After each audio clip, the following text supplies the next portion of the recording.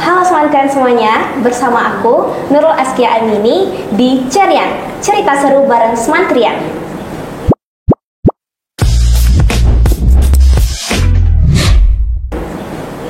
Oke teman-teman semuanya, kali ini kita kedatangan bintang tamu yang sangat spesial, yaitu Bapak Kabid PSMA SLB di Sumatera Barat.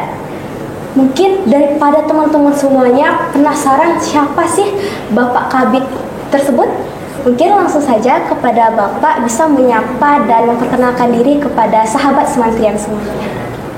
Baik, Assalamualaikum warahmatullahi wabarakatuh. Terima kasih Nurul atas telah diberi kesempatan untuk hadir. Nama Mahyan SPDMM, jabatan sekarang Kepala Bidang PSMA SLB. Sebelumnya saya Kepala Cabang Dinas Wilayah 7 Pesisir Selatan, dan juga sebelumnya saya pernah Kepala Sekolah SMA Negeri 1 sampai Balikpapan, Kepala SMA Negeri 1 Selaut, dan juga pernah Kepala SMP 3 Selaut. Berarti sudah banyak pengalaman yang bisa kita jadikan panutan ya Pak. Meniru Bapak, sudah banyak pengalaman yang telah Bapak tempuh selama ini. Iya, insya Allah. Mungkin langsung aja nih Pak. Kalau menurut Bapak, apa sih pandangan Bapak kepada generasi muda zaman sekarang untuk menyongsong semangat mereka demi menciptakan generasi muda 2045, Pak? Ya, kalau Pak melihat generasi sekarang itu sebenarnya generasi yang sangat potensial, generasi yang memiliki berbagai talenta, hanya saja mungkin butuh sentuhan-sentuhan dari pihak sekolah agar mereka menjadi sosok-sosok yang sukses nanti menjadi pemimpin-pemimpin di tahun 2045.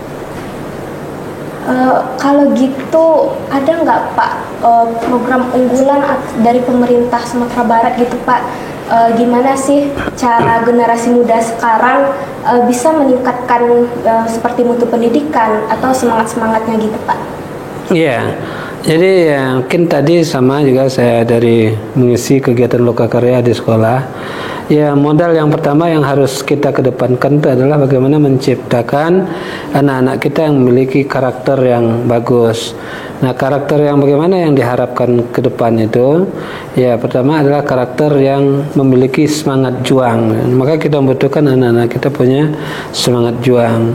Karakter yang bagaimana lagi? Karakter yang dia menghormati orang tuanya, kemudian menghormati gurunya, menyayangi adik-adiknya, kemudian berteman dengan seluruh sahabat-sahabatnya gitu. Dan yang tak kalah penting bagaimana dia punya akhlak yang bagus, sehingga dia menjadi pribadi yang disukai oleh semua kalangan gitu. Kalau dari pemerintah sendiri ada nggak Pak program apa gitu yang untuk sekolah-sekolah atau siswa-siswanya gitu Pak? Jadi kita sebenarnya banyak termasuk mungkin kita juga ada, kenapa sekarang tuh fokus membangun karakter siswa kita. Misal ada kegiatan wirid, pesantren Ramadan, itu sebenarnya banyak pembelajaran yang akan kita siapkan kepada anak-anak kita. Apa misalnya? Kita akan mengajarkan tentang kepemimpinan, kita akan mengajarkan tentang kolaborasi, kita akan mengajarkan tentang bhinneka gitu. Dan berbagai pembelajaran lain yang mungkin sebagian siswa tidak memahami apa maksud kami dalam kegiatan itu. Nah, kemudian program lain sebenarnya kami terus menggenjot mutu sekolah gitu. Nah, maksud kami gitu, bagaimana mutu-mutu sekolah ini terus kita upayakan agar mampu gitu menyiapkan generasi-generasi emas itu. Nah, siswa-siswanya yang kita harapkan nanti melanjutkan ke perguruan tinggi, terlepas dimanapun perguruan tingginya, baik mungkin dia dalam negeri, luar negeri, di Pulau Jawa atau di luar Pulau Jawa. Dan itu alhamdulillah hari ini capaian angka masuk ke perguruan tinggi kita semakin bagus. Terakhir kemarin data yang kita dapatkan untuk jalur prestasi, secara persentase Sumatera Barat itu sudah peringkat 4 secara nasional. Mungkin seperti itu. kalau ngomong-ngomong soal pendidikan nih Pak, kan SMA 3 ini adalah sekolah boarding school nih Pak, yaitu di mana siswa-siswanya berarti tinggal di asrama kan Pak. Kalau menurut Bapak SMA dengan sistem boarding school ini efektif gak Pak untuk pendidikan siswa-siswanya, atau kita juga mengingatkan Pak dampak pergaulan bebas, dan juga mungkin banyak anak muda yang tidak mau masuk ke asrama karena dia merasa dirinya dikekang Pak. Bagaimana sih Pak menurut Bapak tentang hal itu? Iya, sebenarnya Nurul beruntung bersama kawan-kawannya bisa sekolah di asrama. Saya pun, anak saya sebenarnya kalau SMP semuanya asrama gitu. Tapi SMA yang memang nomor 1 tidak lagi, nomor 2 tidak, nomor 3 masih lagi lanjut ke asrama. Nah, apa yang ingin saya sampaikan ya, sekolah asrama itu adalah sebuah model gitu, pembinaan kepada anak-anak kita untuk dia sukses di masa yang akan datang. Kenapa kita sampaikan seperti itu? Karena di asrama itu banyak pembelajaran yang diberikan oleh pihak sekolah. Apa misalnya? Tentang kedisiplinan, tentang patuh dengan aturan. Patuh dengan aturan itu kan modal dia untuk sukses besok.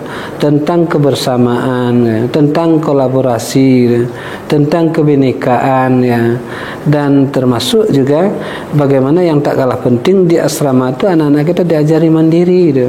Yang hari ini kita sangat khawatir nih, anak-anak kita ada yang udah tamat kuliah, dia belum juga mandiri, gitu. Dan ini tentu ada di sekolah asrama, gitu. Berarti kalau menurut Bapak SMA 3 ini gimana Pak? Apakah berjalan dengan lancar atau baik? Karena sekolah boarding school kan Pak, pandangan Bapak gitu tentang SMA 3. Ya, jadi Pak kan terus memantau nih berbagai prestasi masing-masing sekolah, perubahan-perubahan yang dilakukan oleh sekolah, dan alhamdulillah kita melihat SMA 3 sekarang banyak kemajuan-kemajuannya, baik dalam prestasi bidang akademik maupun non-akademik, dan itu menggambarkan bahwasanya SMA 3 Painan adalah SMA yang siap bersaing ya dengan sekolah-sekolah di papan atas di Sumatera Barat yang mungkin juga nanti siap bersaing di tingkat nasional. Kalau misalkan kan kita ingin menciptakan generasi nih Pak, ada nggak Pak pesan-pesan untuk orang tua di luar sana, bagaimana cara mereka untuk mendidik anak-anaknya gitu Pak, supaya generasi sekarang tidak terbawa arus digital gitu Pak? Iya, ya pertama ya saya mengungkap ada ungkapan Ali bin Abi Thalib ya, didiklah anakmu sesuai zamannya karena mereka hidup bukan pada zamanmu. Artinya gitu, para orang tua mendidik anak ya sesuai dengan generasi sekarang. Begitu juga pihak sekolah, guru gitu. Nah, apa maksud saya ke orang tua gitu?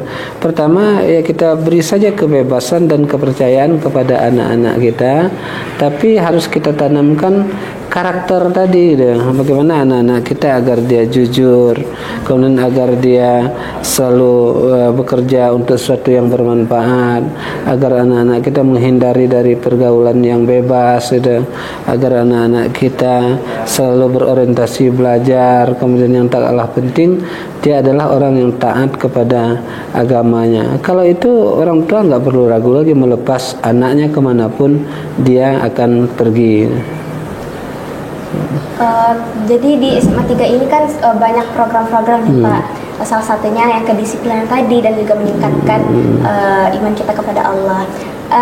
Menurut Bapak ada nggak Pak pesan-pesan juga kepada orang tua, kenapa sih harus memilih SMA 3 sebagai salah satu tujuan sekolah anaknya untuk pendidikan atau tempat bertumbuh gitu Pak? Iya, pertama karena SMA 3 sudah menjadi SMA yang terbaik itu. Nah, artinya gitu kan, ya bagi orang tua kan anak itu kan investasi. Nah, kalau dia berinvestasi, tentu dia memilihkan investasi yang terbaik untuk anaknya. Dan pendidikan adalah investasi. Jadi jangan sampai orang tua ya memilih sekolah yang itu menyebabkan mungkin anaknya tidak sukses di masa yang akan datang, dan menyebabkan anaknya juga mungkin tidak menjadi pribadi yang matang, ya apalagi tidak menjadi pribadi yang akan nanti menjadi pemimpin di 2045 gitu. Kalau misalkan kan SMA 3 ini juga salah satu SMA yang berdirikan kan Pak. Berarti sudah bisa dong Pak gitu. Sekolah ini menjadi salah satu sekolah yang bisa lah gitu Pak. Gitu, apa? Karena di sini kan juga banyak program-program dan juga gitu Pak. Berarti sudah menjadi salah satu sekolah yang baik lah kan Pak di Pesal ini dan juga Sumatera Barat. Iya, jadi sekolah SMA 3 Painan ini termasuk sekolah yang sudah kita pantau, yang kita lihat dengan berbagai prestasi-prestasinya. Sama tadi di kegiatan Lokakarya. Nah, sekarang saya akan diminta oleh Pak Gubernur memantau ada 3 sekolah terbaik, yang itu beliau berharap itu di-upgrade ya, supaya dia orientasi si sekolah dan siswanya itu bagaimana kuliahnya kuliah ke luar negeri. Tadi sudah saya sebut 2 sekolah yang itu menurut penilaian Pak Gubernur, dan ada beliau minta cari 1 lagi yang mungkin nanti akan kita seleksi atau gimana. Tapi ya kalau saya secara pribadi kuatnya ke SMA 3 Painan gitu, seperti itu.